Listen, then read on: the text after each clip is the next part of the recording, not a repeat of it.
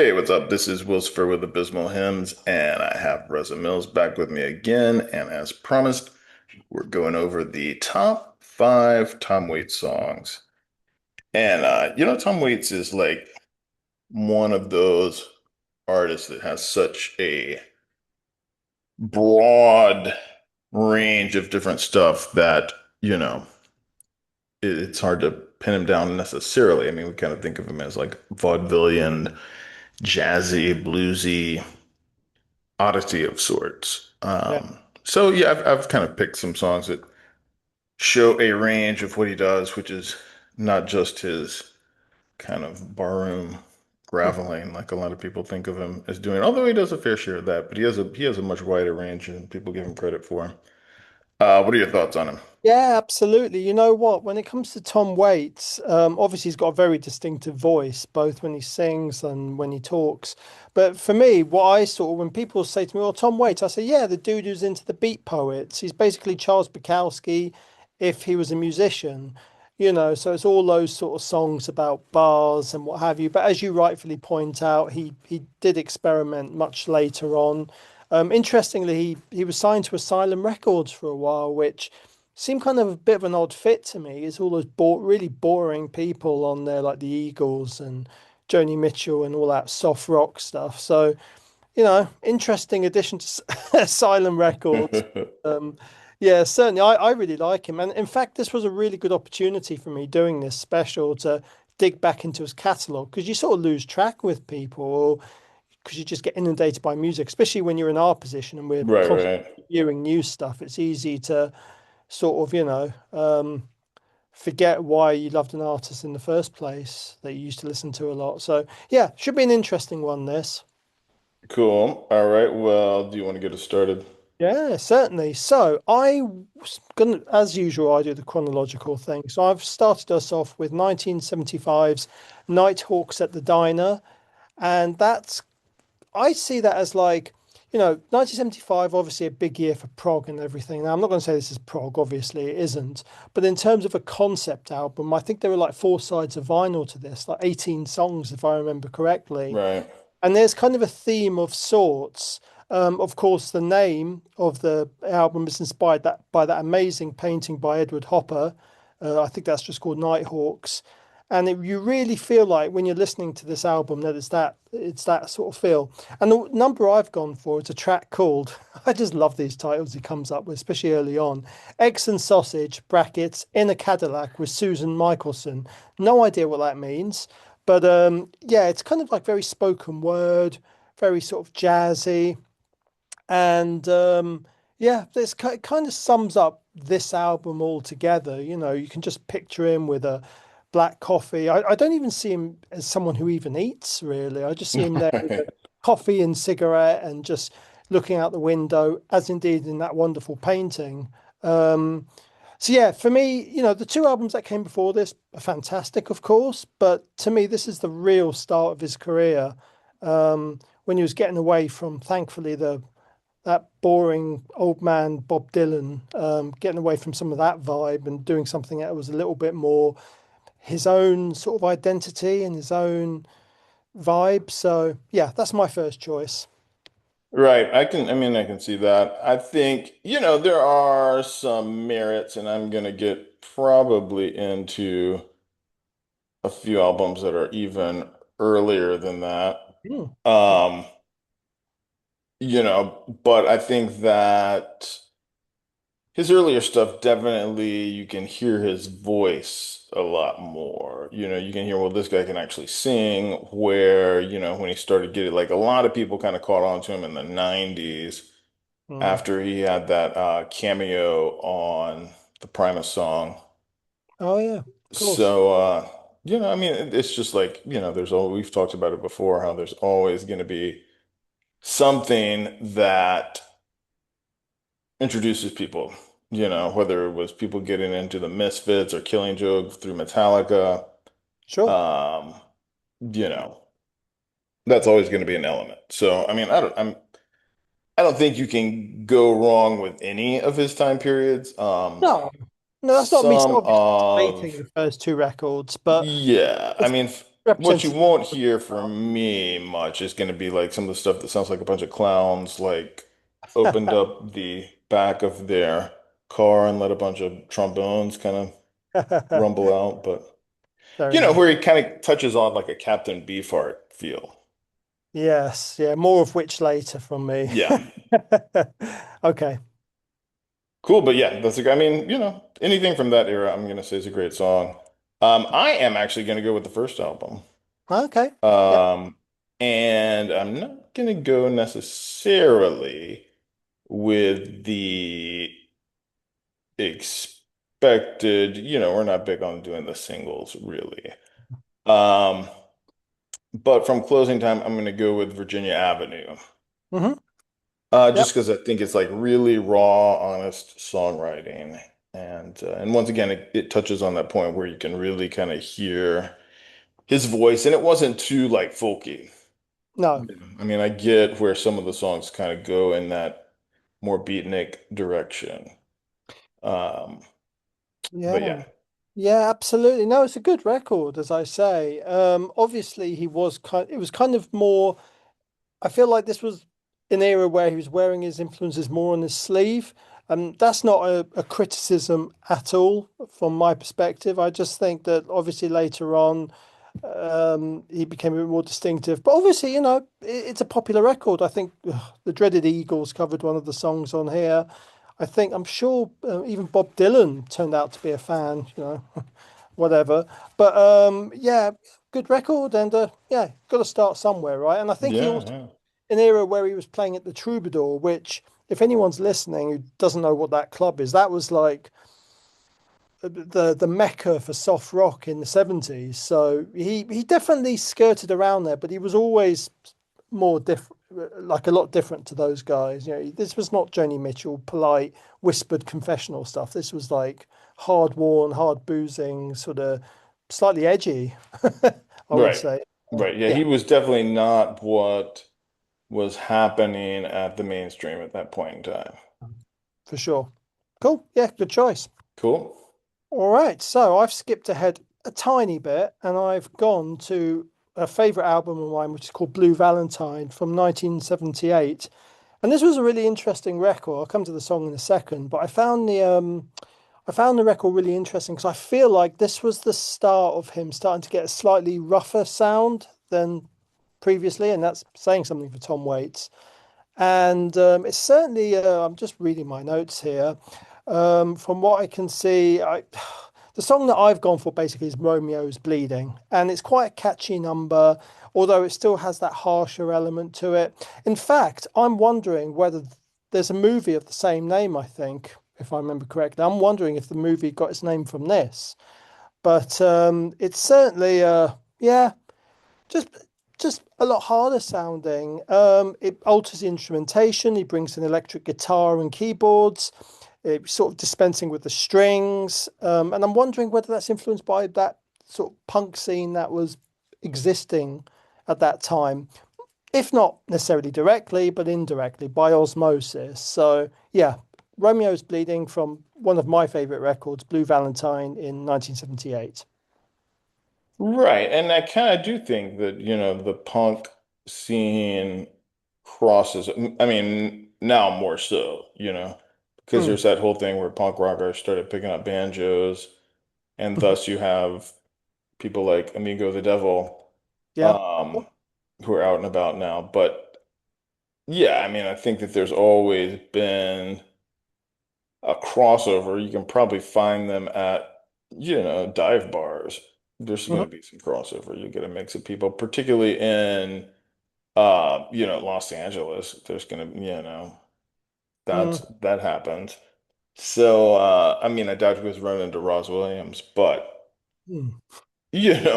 I mean, more of a Joe Strummer type, Yeah. punk rocker, but I yeah, I sort can of see put that. him, especially this era. I mean, you've heard of Big Star, right? You got a guy like Hmm. Alex Chilton, for example, who I think went down a similar-ish trajectory. Like he started off in Big Star, which is, as we know, sort of beautifully orchestral power pop, and then he started to hang out with people like Tav Falco, and he started to get into punk. Is it's again, I don't want people to go away thinking it's punk rock, but it's certainly less rehearsed, less considered, just bit rougher around the edges. So I think that's something that was common in the late 70s. Like all these guys from the early to mid 70s, maybe born in the late 40s, early 50s, like Tom Waits, sort of, it must have had an impact somewhere. Right. I know, I mean, I know for a fact that there's crossover, as far as audience goes, and Hmm. not just us, but I know a lot of other people that are into Tom Waits that also play in punk bands. So Sure. That makes sense. not a lot of metal guys. The only thing close, well, I think um, James Hetfield likes him, maybe. yeah, and my friend Brent, who played Yeah. guitar in Mastodon, he was a Right. big Tom Waits fan. Okay, well, they're quite experimental, aren't they? That kind of makes Yeah. sense. Yes, but yeah, but for the main part, it's not. He's not an artist that necessarily appeals to metal guys. But hey, whatever. Right, man. There you go. Yeah, cool. Cool. I'm not going to jump ahead that far. I'm just going to go up to 1974 for Yeah, the Heart of Saturday Night yeah. album. And I am going to go with a song that for me kind of sums up my thoughts on when I think of Tom Waits, what do I think of? And I think of somebody kind of drinking, I think of. And I think of the song that I'm gonna pick, which is Drunk on the Moon. Hmm. And it's not a ballad, I wouldn't say.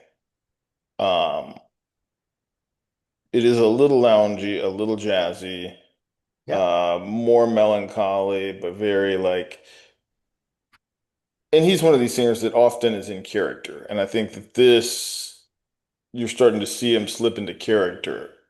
Yeah. Even this is like the early glimpses of it, where I could see him imagining being drunk on a rooftop somewhere and singing this song.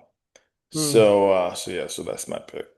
Yeah, very good. And interesting actually is when I did my research for Tom Waits, this record, the cover, if the re cover looks familiar, because it certainly seemed to be inspired by In the Wee Small Hours by Frank Sinatra, that kind of very neon feel, this kind of Hmm. very lonely character, smoking whilst a very glamorous woman stands by is neon. So it's kind of it certainly has that vibe of loneliness to it as well as from what I remember anyway. So yeah, interesting pick. Nice one.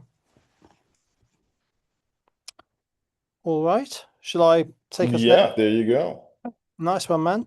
So I'm skipping ahead at a fair pace and I'm going to 1980s Heart Attack and Vine. I think this was one of my first albums by him. And the track I've gone for is the title track. I don't know what it is about the song that it just makes me chuckle. That ridiculous guitar at the beginning.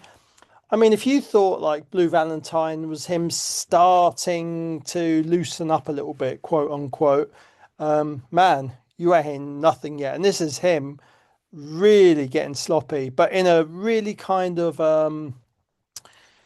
in that kind of weird proto sort of Shane MacGowan sense. That sort of like very disheveled. I mean, just look at the album cover. Jesus Christ, he looks an absolute mess. And that really dirty newspaper on the album cover. I look like, it's been in some wino's flat for about 15,000 years. It certainly sees him. And the opening line, lie, lie with your pants on fire, white spades hanging on the telephone wire. I mean, that's like Howling Wolf for 1980 or something. So I love this album, especially this track. I would say if people are wanting to get into Tom Waits, definitely one of the ones you chose, and I would say probably this album as well is probably quite I would, accessible, maybe a bit of a stretch, but it feels like certainly you could go, yeah, okay, I get where he's going with this. Um, so yeah, this is definitely an album I would say for a newbie in my perspective, of course, wanting to get into Tom Waits. So, title track, Heart Attack and Vine from the album of the same name. Yeah, I can certainly see that as a good introduction to him. It's another one of those moments kind of like the next song I'm gonna bring up, but where you can, he can write a good conventional song. I mean, the Eagles wouldn't be covering him if Yeah. he didn't, and I think that, a lot of people just kind of think of him more as a character rather Yeah. than a songwriter. And I think as a songwriter, he's underrated Oh, he's for sure. fantastic. Kind of, when you see him interviewed, he's like you kind of have to put the volume up for one because he sort of mutters and mumbles, and then the second thing is you're like, what on earth is he talking about? Kind of he's kind of a bit of an eccentric character. He doesn't give much away about himself, which is endearing, of course, especially in this day and age of social media. Where we know everything about every single person, who they're dating, this, that, and the other. It's just like he keeps his private life fairly close to his chest, and it certainly adds to a sense of mystery to him. That's for sure. Right, right, for sure. I Cool. can see that. And it's funny you mentioned that. I was watching last weekend. I was watching some interviews that he did very young, early in his career on David Letterman, Yeah. and they were kind of playing back and forth with each other, and you could tell he was starting to play into a Tom Waits character at that point in time. Yeah. Yeah, for sure. Yeah. He's kind of again, he reminds me of a guy, maybe for slightly different reasons, who I think Letterman would like. There's another guy called Warren Zevon who it kind of reminds me of him, which is probably why he had quite a good sort in England we call it banter, that sort of back and forth with Letterman. I can sort of see why. Like Warren Zevon, he would appeal to Letterman. He has an eccentricity about him, but which I mean Letterman, obviously he was a whatever. I mean, we didn't really get Letterman over here, but I've seen him a few times. But yeah, he certainly has that very odd sense of humor as well. So I can sort of see why the two would have connected, why it would have been on 5 times, which is quite an impressive feat, really. For sure, for sure. Nice one. Awesome. Right. Um, it's my turn, right? Yeah, I think so. Okay.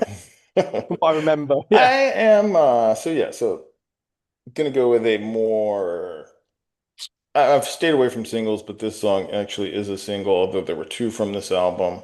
Sure. I'm jumping forward now into the 80s, which is, strange for me to think about Tom Waits existing in the 80s. But he put Yes. out several albums in the 80s.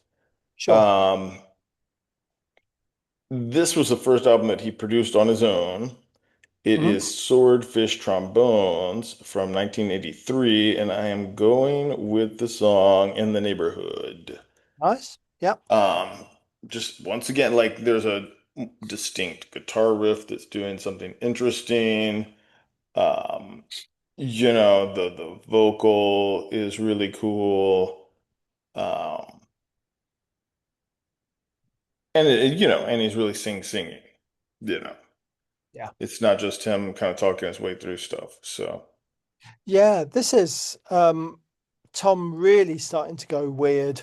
And I mean, I love it. It's kind of certainly sees him starting to experiment a hell of a lot more. I would probably advise people maybe not to dabble in this one yet. Just get acclimatized to him first, and then this might be one that once you kind of gotten used to his style, maybe you can start delving into it. I would say unless you're already listening to stuff like Frank Zappa. Yeah, well, yeah, that's a good point, of course. Yeah, if you're into the weird avant-garde experimental thing, then yeah, you'll probably get it. But if you're more into traditional songwriting and that type of thing, then approach with caution. Right. And there's way a lot of different characters on this album.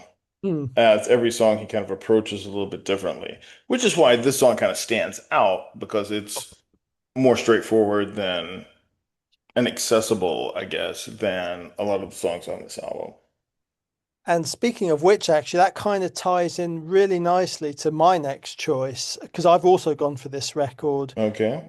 the opening song, Underground. I don't know why the song makes me laugh when I listen to it. It's like best way I can describe it to people. It's like Captain Beefheart meets the Residents. I mean, what on earth was he listening to, and what was he on?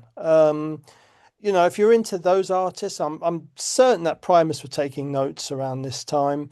Well, Les Claypool would have been the right age, so I guess yeah, it would have made sense. Per Ubu, if you're into that, David Thomas's slightly odder solo work. It's so off the beaten track, Obviously, there were hints on the previous two that I mentioned, but this sees him like really like that's it. He's just gone headlong into it, and I suppose it made sense really, because obviously you'd had the post-punk explosion, you'd had the new wave thing, and it's kind of him moving with the times. I mean, with Tom Waits, he's not as obvious a guy who transitions as say David Bowie, although he does experiment, of course. But I think it certainly made sense for him to go into this direction because obviously there were artists who were really inspired by him, and I guess maybe from his own perspective, and I'm only guessing here. Maybe he didn't want like 2000 Tom Waits coming out, smoking and gravelly voices. So he thought, well, let's just F things up a bit and, just take this in a completely odd direction. Um, and that this song is definitely that. As I say, it always puts a smile on my face because it's such a strange tune, and it's only about 2 minutes long. So if you hate it, it's not on for very long. So yeah, that's my next one, Underground. Yeah, it's a great way to start off the album, I Oh think. God, yeah. For sure. It kind of sets the stage like you're entering the theater. Um, it makes me think that like puppets or some type of claymation characters are going to be singing this. I'm shocked that like I don't know if the South Park guys are Tom Waits fans. I have a feeling they might be, but I'm surprised that this song hasn't featured unless it's an episode that I haven't seen, but Right. Yeah, I could see must that. be ideal. So yeah, I love it and yeah, great record too. So I have to recant my previous statement because the last song was not the only single. I forgot that this was also a single. I'm only going forward an album to Rain Dogs, Yep. which is probably um my favorite Tom Waits album. Strangely, it's also a concept album about homeless people in New York.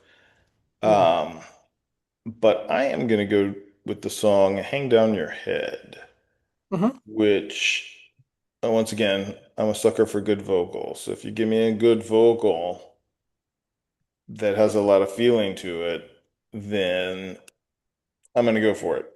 And what a weird thing that this song, I mean, so it came out in 1985. Yeah. It's just weird to think that something this organic existed Uh, among the other things that came out in that time period. That like he was doing his thing while Dio could have been playing across the street. Motley Crue and Yeah. And he was Aha and like the all. total antithesis of not only that, but of like the Michael Jacksons. Sure. Well, yeah, it's completely, first of all, it's experimental, but second of all, yeah, it's about as it's about an album as unaffected by cocaine and that style of production as you can get. It's just Tom sort of doing what he does, really. Right. Um, but yeah, it's a good record. It's one that I need to dig into a bit more. I don't know what it is about that album cover that kind of reminds me of Peter Gabriel. I don't know why. It's a kind of cover that, as you know, I'm an art guy. That Hmm. kind of album cover that Peter Gabriel I feel would have that kind of thing. Yeah, But I guess I could see it. I that mean, vibe. it's not a close-up of his face. That's what I usually associate with Peter Gabriel. But yeah, especially that sort of text. Of course, that text is what the Clash used for London Calling. Right. So I see. I'm really boring when it comes to album covers. I see all these sort of comparisons and what have you. But yeah, cool album. It also features Keith Richards apparently, and a guitarist called Mark Ribot, who's very, very experimental and out. Hmm. So that's an interesting choice of guest. You've got Keith Richards, obviously the Rolling Stones. Everyone knows who he is and his roots. And Mark Ribot, who's right out there. So it's like he's chosen two guitarists who in a way are from the opposite end of the spectrum. And that kind of sums up, I think, where he is with this record. Right. And Mark Ribot, I think, went on to become one of his touring guitar players too. Ah, Brilliant. Yeah. Yeah. Well, he's also collaborated with John Zorn and then Hmm. Elvis Costello. Yeah. There you go. Especially So certainly a good he's not. high Yeah. tier He is. session guy. Oh yeah. He's right up there, this He's dude. the Yeah. Tony Levin.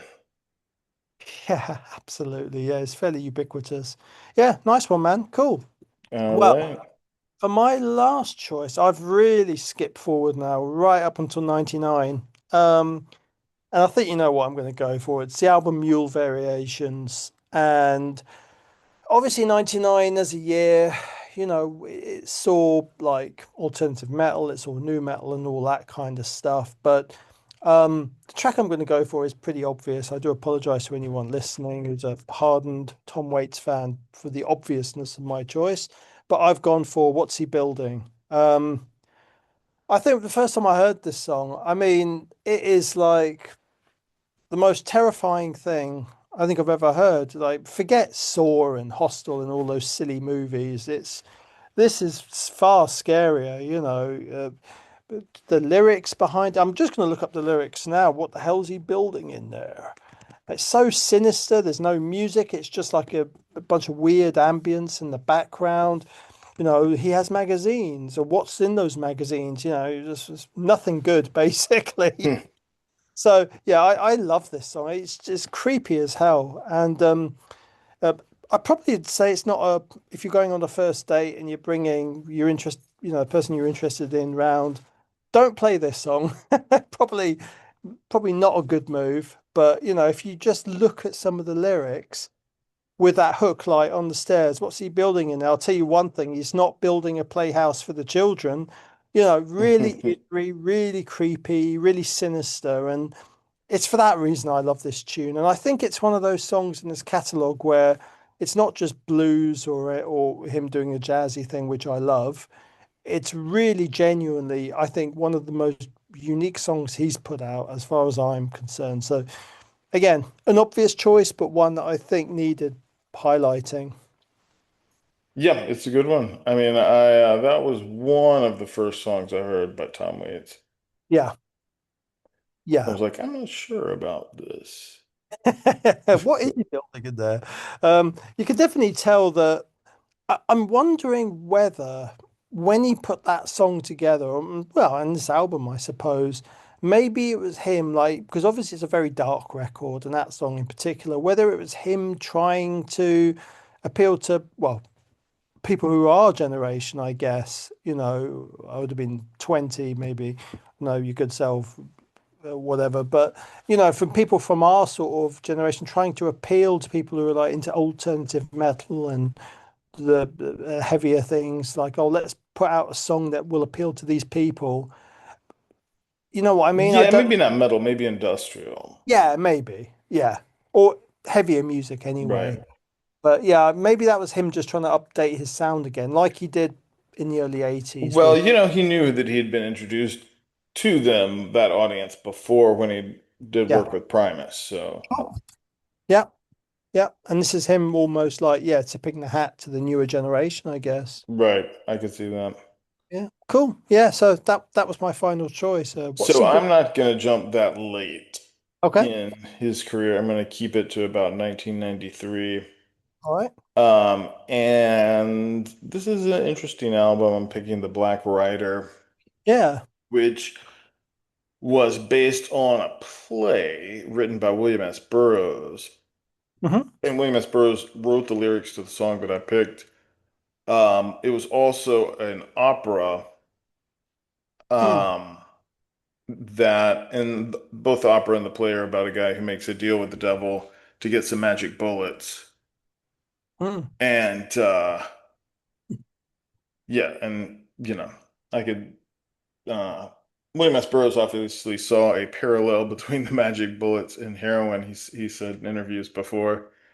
Um, but the song that I'm picking is Crossroads, Mhm. and yeah, it's not as maybe not as experimental as some of the other songs on this album because I mean it's you're looking at 20 songs, including like instrumentals on here. So there's a huge breadth of stuff that ranges from bizarre to vaudevillian. So, this song I picked because there's a nice kind of almost like flamenco type guitar in it, and the it's like kind of palm muted, and it feels like it could be like very Western feel Hmm. to the guitar, and then the lyrics are great. It's obviously about the devil, so of Never a bad thing. course I'm gonna like it. Well, that's interesting actually, because I think it highlights a couple of things for me. Like, number one, that he's a very literary guy. Obviously a big reader. I mean, if you've got William S. Burroughs involved and what have you. And number two, it kind of reminds me of that album by Lou Reed, The Raven. Not necessarily on a musical level, but again, that use of sort of literary themes. Again, another guy who's very well read as well. So yeah, a good choice. Strange album, but definitely an intriguing one. Right, for sure, for sure.